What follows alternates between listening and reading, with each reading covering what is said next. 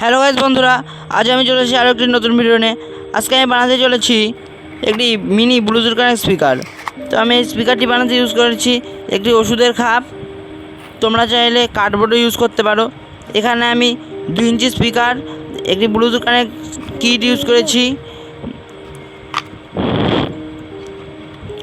এখানে 4 ভোল্টের lithium battery use করেছি। কানেকশানগুলো ভালো করে দেখবে, ভুলেও স্কিপ করবেন না।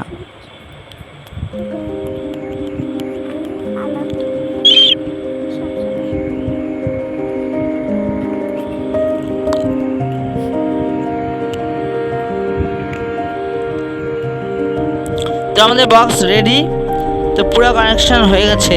তো এখন আমরা বক্সের সাউন্ড টেস্ট করব।